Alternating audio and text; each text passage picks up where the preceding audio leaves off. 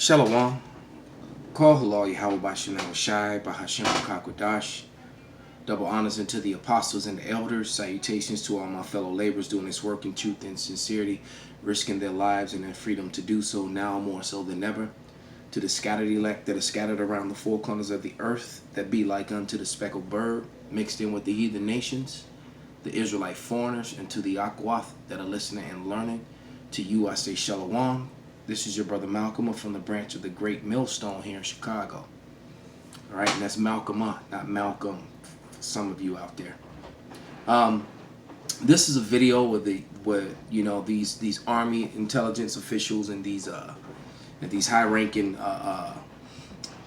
politicians are talking about space defense and missile defense. And it's funny, I was just watching a video earlier today with what's her name, Gina Maria Coven or whatever her name is, the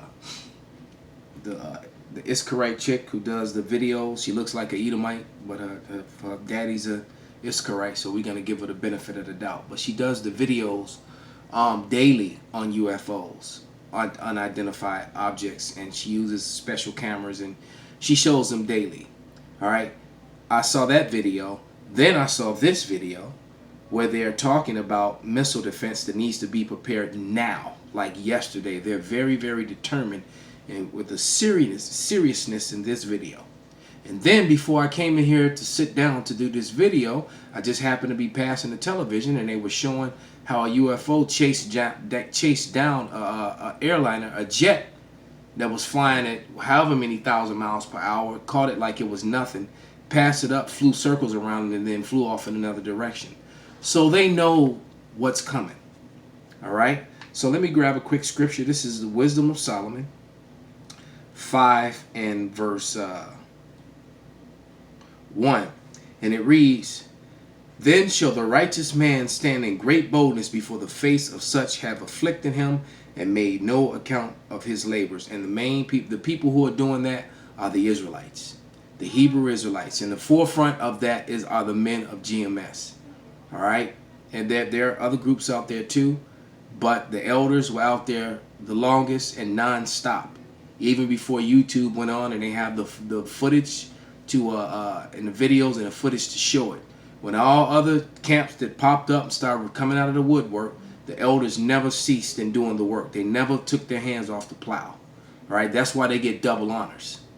All right, and it says, "And when they see it, they shall be troubled with terrible fear, and shall be amazed at the strangeness of his salvation, so far beyond all they have looked for."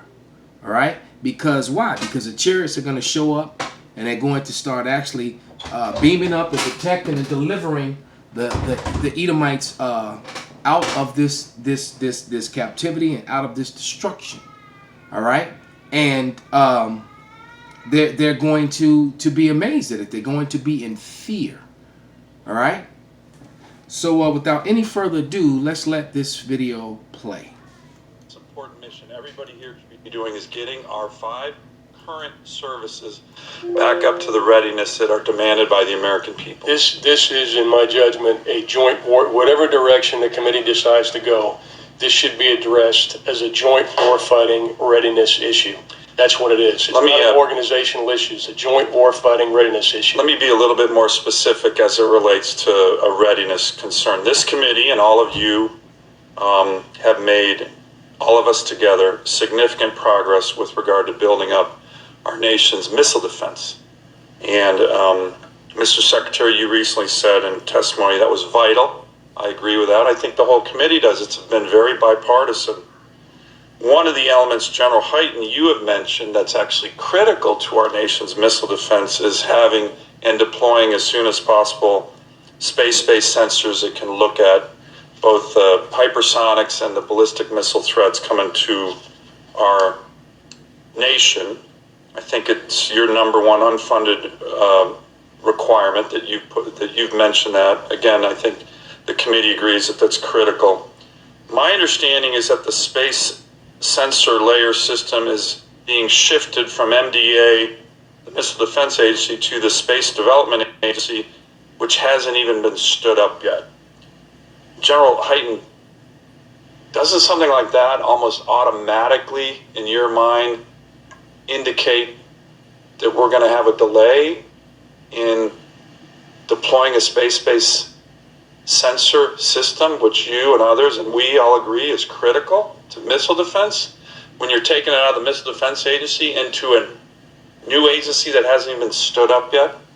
How can that help with regard to readiness on missile defense? I'm very concerned about that topic. So I think there's a number of interesting observations. I would say that the secretaries to my right will probably have an interesting perspective on where they live. Where I live as the combatant commander, I have a requirement for a space sensor layer that will see the threats that will enable our deterrent and enable our defense. Real quick, this is 2 Peter 3:10. And it reads, "But the day of Yahweh will come as a thief in the night, in which the heavens shall pass away with a great noise, and the elements shall melt with fervent heat, and the earth and all the works therein shall be burned up." So you're going to have these arrows, these missiles coming from one end of the earth to another, and the majority of them are going to be aimed right here at Babylon, and it's still going to catch this 4-star general and all the men that with him off guard like a thief in the night. And it's going to melt with fervent heat. There's nothing that they can do about it. All right? They even talk about hypersonic missiles. And the scriptures say that the Spirit of the Lord is going to be upon those arrows. All right? So, and then none of them are going to miss. And it says it's 200,000. That's 200 million missiles, man. They're going to come from all over the place. This is 2 Peter 3:12. "Looking for and hasten unto the coming of the day of God, wherein the heavens will be on fire, shall be dissolved, and the elements shall melt with fervent heat."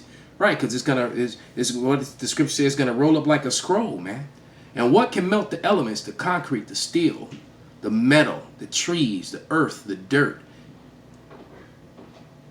It's called ICBM missile fire. That's what it's gonna do. Plus the chariots are gonna be firing as well. Let's let a little bit of this play again. All right, let's go back a little bit. Because they're almost in panic mode. They're serious right here. They are not messing around. Because they know. They've already admitted they see these things all the time. It's even on the regular media now. So they can't laugh and scoff about it anymore.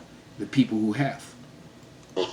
Our nation, I think it's your number one unfunded requirement that you've mentioned that. Again, I think the committee agrees that that's critical. My understanding is that the space sensor layer system is being shifted from MDA, the Missile Defense Agency, to the Space Development Agency, which hasn't even been stood up yet. General Hyten, doesn't something like that almost automatically, in your mind, indicate that we're going to have a delay in deploying a space-based sensor system, which you and others and we all agree is critical to missile defense, when you're taking it out of the Missile Defense Agency into a new agency that hasn't even stood up yet? How can that help with regard to readiness on missile defense? I'm very concerned about that topic. So I think there's a number of interesting observations. I would say that the secretaries to my right will probably have an interesting perspective on where they live. Where I live as the combatant commander, I have a requirement for a space sensor layer that will see the threats that will enable our deterrent and enable our defense. How quickly can we deploy that? That's the question, and we need that by the mid-2020s. That's what the threat requirements are showing us, and therefore we have to go fast in order to do that. I've testified in front of this committee before for that issue. We've pushed that. Yeah, so they know. They completely know. Let's run that back again, man. Let's run that back again. Is the most important mission everybody here should be doing is getting our 5 current services back up to the readiness that are demanded by the American people. This is, in my judgment, a joint war. Whatever direction the committee decides to go, this should be addressed as a joint warfighting readiness. So you got the 4-star general of the Marine Corps, and you had looked like the Air Force, and you got the Army there as well. But look, let's go to 2 Ezra 13 chapter, and this is 2 Ezra 13:3, and it says, and I beheld, and lo, That man waxed strong with the thousands of heavens, and when he turned his countenance to look, all the things trembled that was seen under him. So everything, everyone, like it says, and every eye shall see him, and that multitude, that the heavenly army, when those chariots show up, you know, that the slaves used to sing about. Swing low, sweet chariot, coming forth to carry me home. The slaves knew and understood that was the one thing that they had left. All right, they knew that their salvation was going to come through slavery, and they passed that song on to their children, and their children sang the song and after a while they had no clue as to why they sang it, you know, all right, or the meaning of it. All right, so verse 4, it's 2 Ezra 13:4. And whensoever the voice went out of his mouth, all they burned that heard his voice, like as the earth faileth when it filleth fire. So, so not only are the missiles going to be landing, all right, destroying these devils and their armies, all right, and the armies of the earth, because they're all going to join together to fight against the Lord, all right. But the chariots are also going to be firing concentrated fire on them, all right.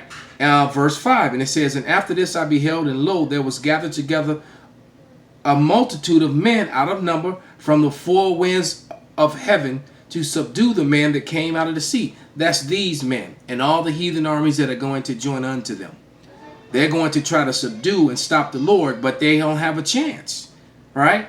They're trying to you know, the creator of everything, all right? And you've seen how those so-called UFOs move, disappear, reappear. They had UFOs that are bigger than the earth.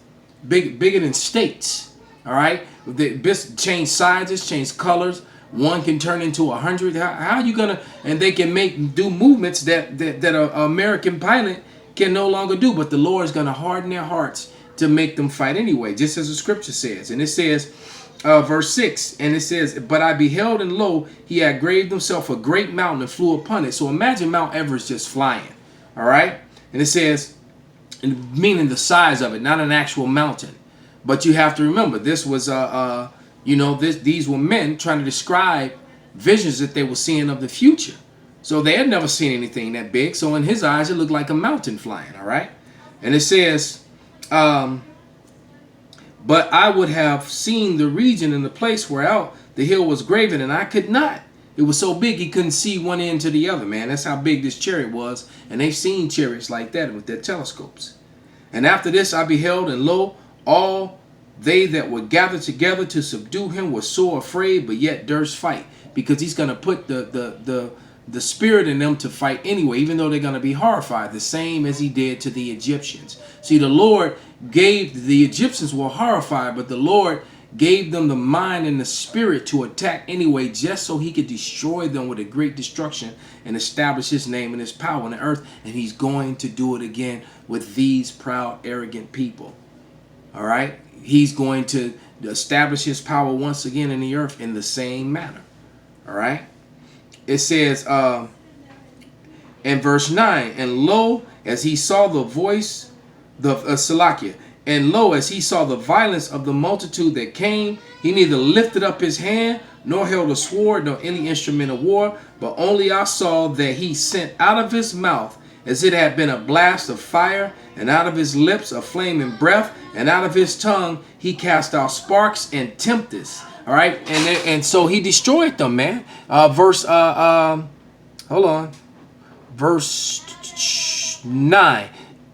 10. But only I saw that he sent out of his mouth, as it had been a blast of fire, and out of his lips a flaming breath, and out of his tongue he cast out sparks and tempests, and they were all mixed together, the blast of fire, the flaming breath, and the great tempest, and fell upon them fell with violence upon the multitude which were prepared to fight, and burned them up everyone, so that upon a sudden and innumerable multitude nothing was to be perceived, but only dust and the smell of smoke. When I saw this, I was afraid. So it's going to be like the Death Star when it was firing its death ray. Planet destroyers. It's going to destroy all of them and everything. What do you think they get that idea of the Death Star from? All right? Because the Death Star is actually coming, and it's going to be piloted by Yahushai. Call Halal Yahweh Bashin Abashai, Bashin Wakam Kodash, Wa Abba Shalom.